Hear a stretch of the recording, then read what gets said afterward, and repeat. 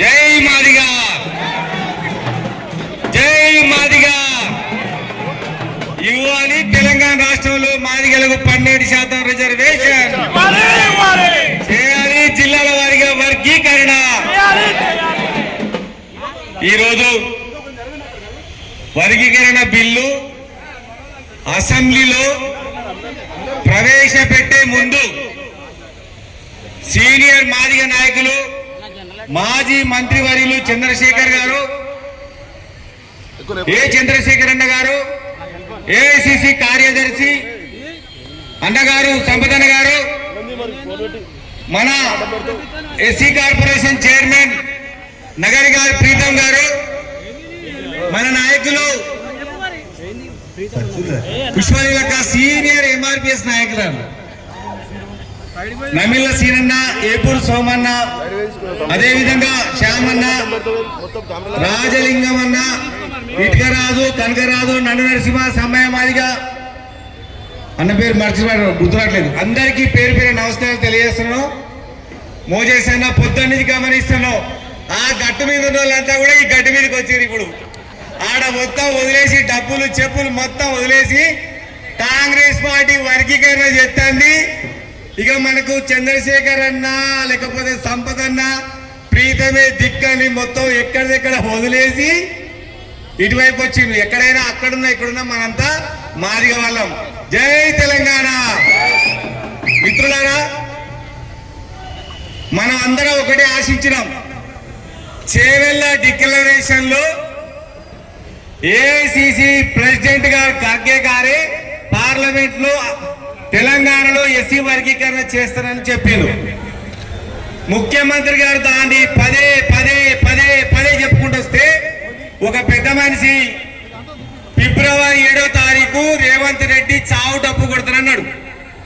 వద్దొద్దు, అప్పుడెప్పుడో నువ్వు బీజేపీతో నున్నా బీజేపీకి ఓట్లేమన్నా సరే సుప్రీంకోర్టు తెలంగాణ ప్రభుత్వాలు రాష్ట్ర ప్రభుత్వాలు చేసుకోమని చెప్పినాక నువ్వు రేవంత్ రెడ్డి దగ్గరికి పోవాలి. దయచేసి మాదిగలకు నష్టం కలిగించొద్దంటే మా అందరి మీద పోస్టుల మీద పోస్టులు పెట్టింది. ఆయన మేము ఎవరం భయపడలే, ఎందుకంటే రేవంత్ రెడ్డి గారి మీద నమ్మకం ఉన్నది. మా సీనియర్ నాయకులు చంద్రశేఖర్ అని చెప్పి ఓయిలో మాదిగ విద్యార్థి గర్జన కార్యక్రమాన్ని పెట్టుకున్నాం.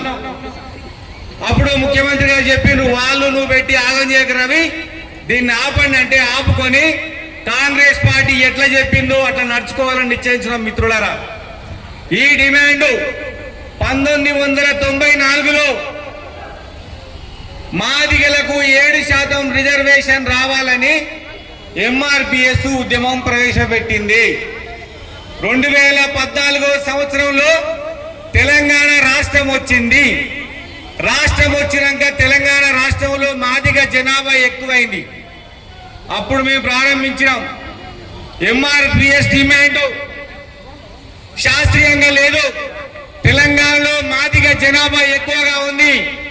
ఈ జనాభాకు అనుగుణంగా 12% రిజర్వేషన్ రావాలని మాట్లాడుతూనే ఉన్నాం. అప్పటికి ఏం చెప్తా ఉన్నారంటే, అన్న ఏదో ఒకటి పెట్టిండు కానివ్వండి అంటే ఒప్పుకునేది లేదు.